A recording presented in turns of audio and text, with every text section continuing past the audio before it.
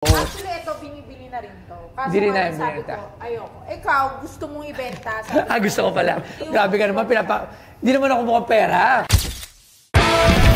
Anong ibenta mo? Dito lang sa Pinay Pawn Stars! Right, pasok ang ating customer ngayon. Thank you. Magandang araw po. Ano po pangalan nila? Ricardo Yumol, sir. Ricardo Yumol. Newmall. Tawagan mo na akong John, sir. John, naku, magintuan si Sir. Hindi, sir. Okay lang. Baka hindi tayo mapatawad nito agad. Ano yung dala mo sa amin? Taga Sir, saan po muna kayo? Taga Apalit, Pampanga, sir. Palit, Pampanga. Apalit. Okay, sir. Apalit. Okay, Apalit. Ano dala nyo? Sir, painting po ni Sir Joey De Leon, sir. Uy! Hoy, Ito na naman, painting na naman ni Joey De Leon. Ito, Tingnan sir, natin yan. Special yan, sir. Kasi ikaw na magbubukas, hindi na siya. yan ay pinainting niya para kay Rene Riqueza, sir.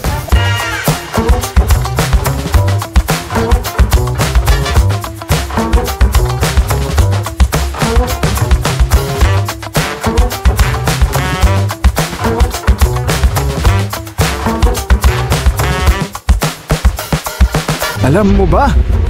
Si Joey De Leon ay hindi lamang kilala bilang komedyante at TV host, kundi bilang isang malikhain at makulay na pintor. Tinatawag niyang sarili bilang isang painter dahil sa kanyang hilig pagsamahin ang sining at laro. Sa kanyang mga obra, makikita ang biro, wordplay, at matitingkad na kulay na sumasalamin sa kanyang personalidad sa pamamagitan ng pagpipinta. Ipinapakita ni Joey De Leon na ang sining ay maaaring maging masaya, malaya at puno ng buhay. Ngayon, sa PP Stars, may nagbebenta ng isang art piece ni Joey De Leon. Nangihinayang ako dahil nakaraan, nagbenta ako ng isang painting ni Joey De Leon na isa sa pinakauna. 1985. 1985 yan, sir. Ay, sari-sap. Ba? Beer. Tingnan natin. Excited ako rito. Pangalat na excited. 1985 yan, sir. Excited lang naman ako. Hindi naman ako excited bilhin. So, walang makita. Okay, sir. Pwede na po bang tangkan yung pinite? Okay lang, sir. Okay lang, ma'am. Okay lang. No problem. Ayan, May sir. the eyes of the... ano to? May the Lord, eyes of be the Lord. always with you. To my brother, Rene. To my... Rene. Big-eyed. Saan niyo po ito Rene. Ah? Saan niyo po nakuha? Nabili ko yun sa isang kaibigan.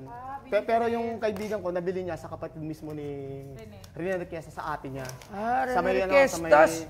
Sa may Kainta, dito sa tapat ng Buenos Market, sa may Karangal. Labang Gunteng. Magkano po bilhin niyo dati yan? Secret po, sir. Sige. Nung una, inawitan ko na siya dyan, tapos di pa siya nagigipit noon. Actually, lumabas yung mga painting ni Sir Joey dito sa programa ko. At simula nun, marami nang lumabas ng mga painting ni Sir Joey De Leon. Wow! Wow, ang ganda ha? Yes, sir. Ganda ha? Tinan nga natin yung Mas maganda yung likod, sir. signature. Ayun no, meron tayo isa doon. No? Tinan nga natin. Okay. Ito na lang yung nag-iisa ko na painting. Same. 2002. Yan, mas maganda yan, sir. Yeah. Watch out, the crisis mad.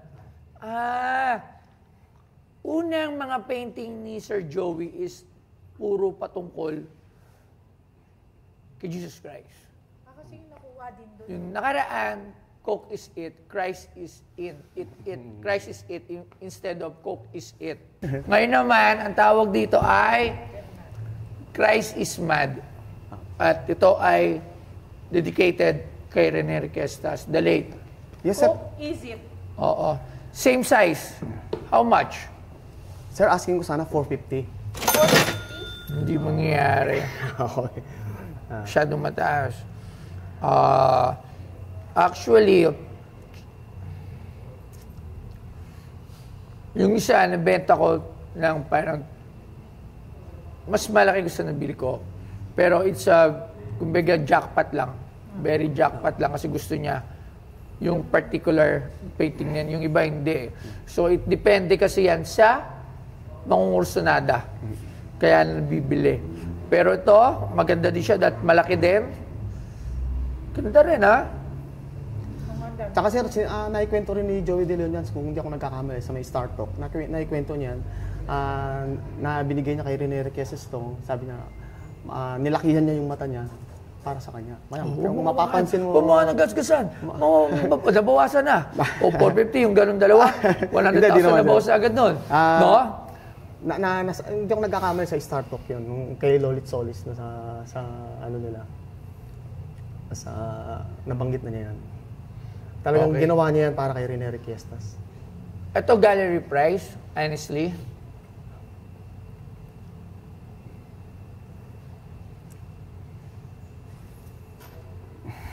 Tawag lang muna tayo sa isang mga expert. Okay, sir.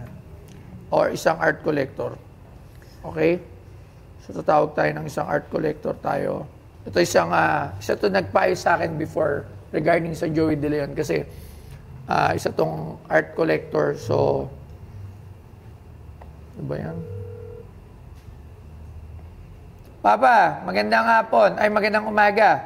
May nagdalot dito ng painting ni Sir Joey De Leon and he's asking medyo high price. So, ikaw, kasing laki siya nung Coke is in ko, yung nabili ko. Yan. Magkano ba yung ganito ngayon? Gallery price. Kay Joey? Oo. Joey, De Leon. early 85? Same. O usual, nasa 250, 300, pagkakaalam ko. Yung gantong size? Hindi nabenta nga yung akin, 200 eh. Malaki. Mga ganong price, Papa. Mga ganong price. Okay. Mga ganong price. Sige. Salamat. Thank you. Thank you. Morning.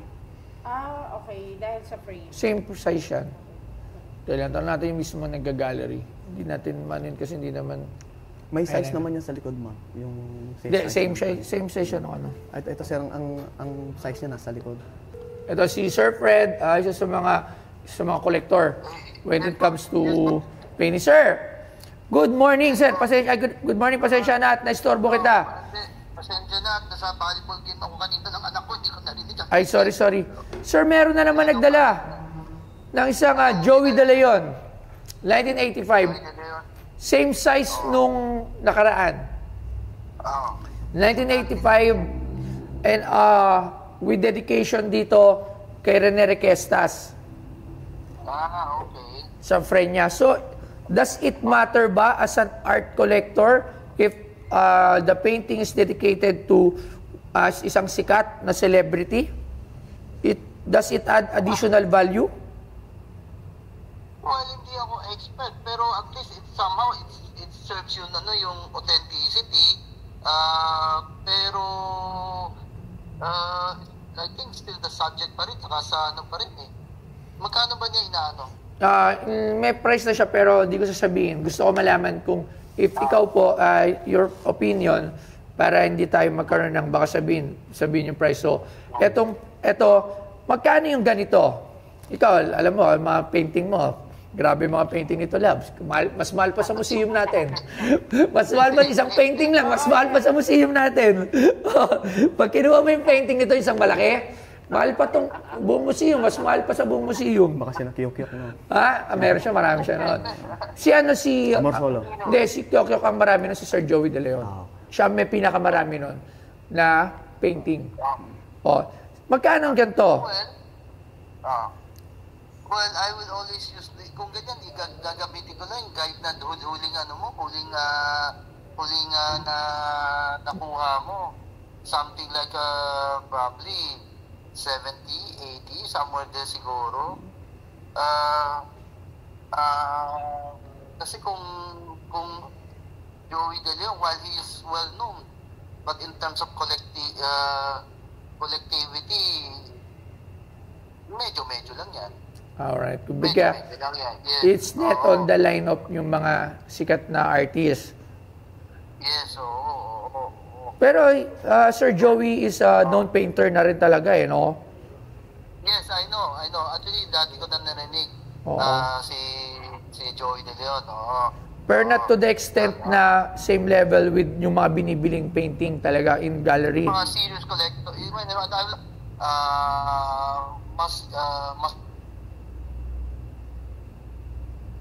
Small, starter siguro, yes. Joey De Leon, mga pang start. Oo. Yes, oo. Okay, Pero, okay. Yes. So, magkano, if kunyari kayong bibili nito, magkano? Ang size nito, ang size niya ay Same size ka? 16 by 20. Yes, yes. 16 by 20. 16 by 20. 1985 din yung una. Tinignan ko. Joey De Leon. Anong size yung dati na ano mo? 16 by 20 din. 16 by 20. Most probably that's a good guide na some probably 70, 80, somewhere there siguro.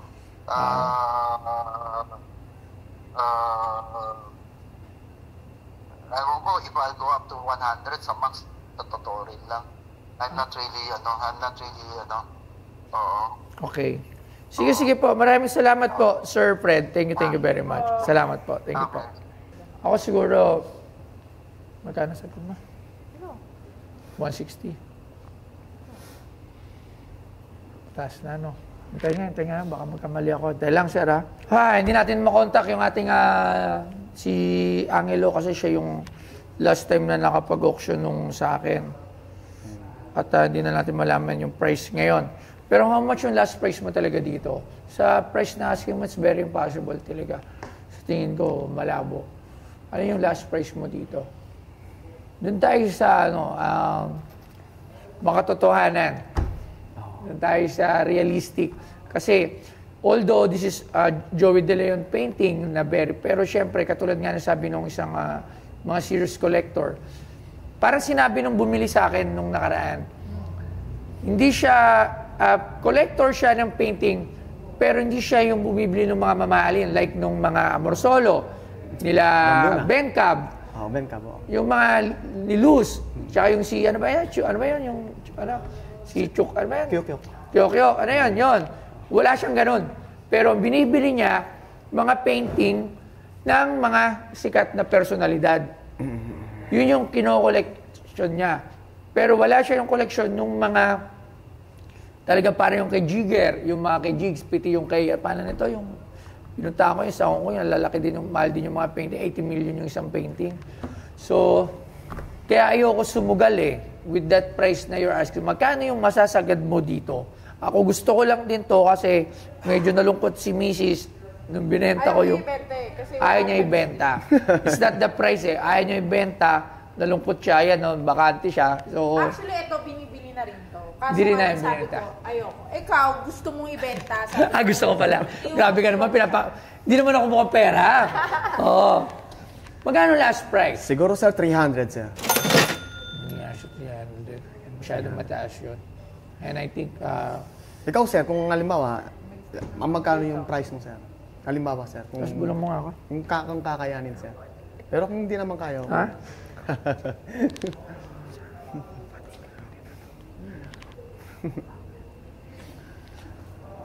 Max price.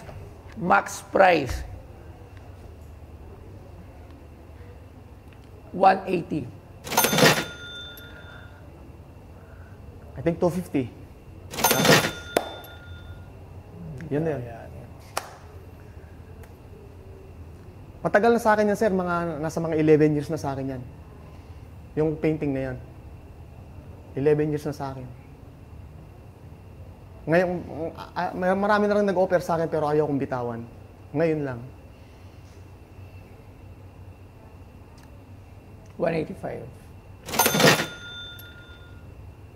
250, sir. Hindi ka kayanin sa 250. Siguro yan, pag nabili mo, sir, ayaw mo na rin siguro bitawan dahil... Kung i-display ko nga lang siya, bibili ko siya mga 185, mga gano'n. Kung isa-sell ko siya, pero kasi depende din Actually, katulad nun, ayoko siyang ibenta. Kasi dahil, meron pa kasi ibang deal doon aside from that Kaya naipibigay yun. So, there is other deal behind that painting. Kaya, akala nila, yun lang yung nabili. Pero kita nyo, wala na rin dyan yung kotse ng Mercedes-Benz.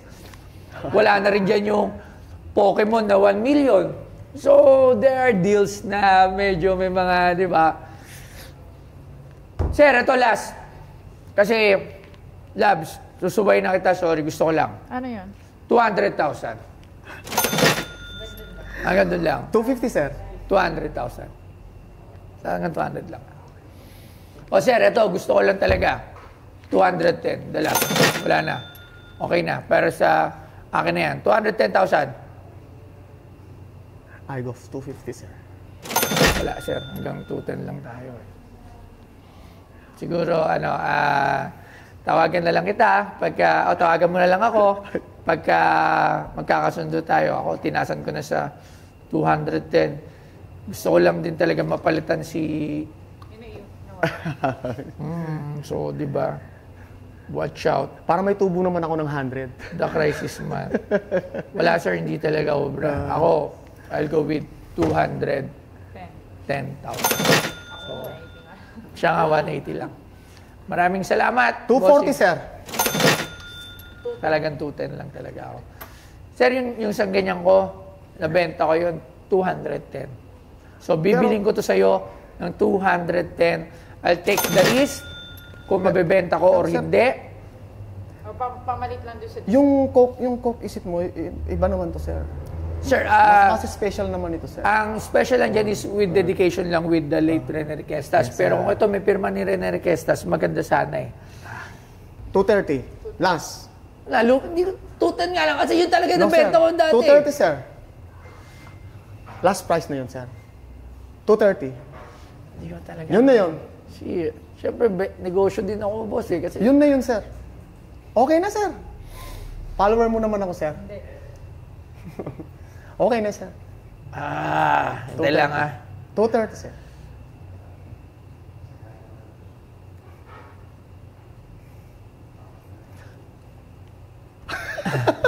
Okay, 220, sir. Last. 5,000 na lang ang difference. Sa tingin ko, mabibenta ko to ng mahal pagdating ng tamang panahon. Susugalan ko to.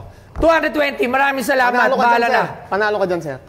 Yan, tsaka Rene Requestas. Yan ang, sana hindi ako nagkamali. Hindi ka magkakamali, sir. Panalo. Thank you very much. Thank you. Okay. Salamat sa Pinoy Pawn Star, lalong-lalo na kay Sir Bostoyo, tsaka sa maganda niyang misis. Ayun, masakit man sa akin na bitawan yung painting na iningat-ingatan ko ng mga 11 years. Medyo nabola tayo ng konti, pero okay na. At least, maraming salamat ulit sa Pinoy Pawn Star.